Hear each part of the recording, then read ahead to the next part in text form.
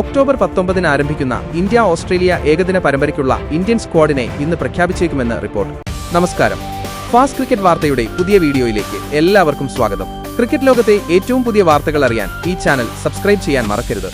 Indian ക്രിക്കറ്റിലെ ഇതിഹാസ താരങ്ങളായ വിരാട് കോഹ്ലി, ക്യാപ്റ്റൻ രോഹിത് ശർമ്മ എന്നിവർ ടീമിലേക്ക് തിരിച്ചെത്തിയേക്കുമെന്നതാണ് പ്രധാന ആകർഷണം. 2025 ചാമ്പ്യൻസ് ട്രോഫിക്ക് ശേഷം ഇരുവരും ഇന്ത്യയ്ക്ക് വേണ്ടി കളത്തിലിറങ്ങാൻ ഒരുങ്ങുന്നത് ആദ്യമായാണ്. സെലക്ടർമാർ ഇന്ന് തന്നെ ടീമിനെ പ്രഖ്യാപിച്ചേക്കുമെന്നാണ് വിവരം. എങ്കിലും നിലവിൽ നടക്കുന്ന ഇന്ത്യ-വെസ്റ്റ് ഇൻഡീസ് പരമ്പരയിലെ മത്സരഫലം വന്ന ശേഷമായിരിക്കും അന്തിമ ടീമിനെ പുറത്തുവിടുക. 3 ഏകദിന മത്സരങ്ങളും 5 T20 മത്സരങ്ങളുമാണ് പരമ്പരയുടെ ഭാഗമായി ഇന്ത്യൻ ടീം ഓസ്ട്രേലിയയിൽ കളിക്കുക. താരങ്ങളുടെ ഫിറ്റ്നസ് പരിഗണിച്ചാണ് ടീമിനെ തെരഞ്ഞെടുക്കുന്നതെന്ന് സെലക്ടർമാരിൽ ഒരാൾ മാധ്യമങ്ങളോട് വ്യക്തമാക്കിയിരുന്നു. ഓസ്ട്രേലിയക്കെതിരായ ഏകദിന പരമ്പരയ്ക്കുള്ള ഇന്ത്യൻ ടീമിൽ ചില പ്രധാന മാറ്റങ്ങൾ ഉണ്ടായേക്കുമെന്ന് റിപ്പോർട്ട്. ഏഷ്യാകപ്പിൽ പരിക്കേറ്റ ഹാർദിക് പാണ്ഡ്യയ്ക്ക് പകരമായി യുവതാരം നിതീഷ് കുമാർ റെഡ്ഡിയെ സ്ക്വാഡിലേക്ക് പരിഗണിച്ചേക്കും. കാർ അപകടത്തിന് ശേഷം പുനരധിവാസത്തിലുള്ള വിക്കറ്റ് കീപ്പർ ബാറ്റർ ഋഷഭ് പന്തിന്റെ ആരോഗ്യനില മെച്ചപ്പെടുന്നുണ്ടെങ്കിലും അദ്ദേഹത്തിന് വിശ്രമം തുടരാനാണ് സാധ്യത. ഈ സാഹചര്യത്തിൽ KL രാഹുലിനൊപ്പം 2ാം വിക്കറ്റ് കീപ്പറായി സഞ്ജു സാംസൺ ഏകദിന സ്ക്വാഡിൽ ഇടം നേടിയേക്കും.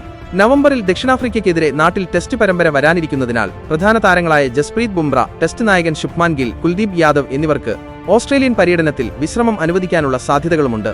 ശുഭ്മാൻ ഗില്ലിന് വിശ്രമം നൽകുകയാണെങ്കിൽ T20 ഓപ്പണറായ അഭിഷേക് ശർമ്മയ്ക്ക് ഏകദിന സ്ക്വാഡിലേക്ക് അപ്രതീക്ഷിത വിളിയെത്തിയേക്കും.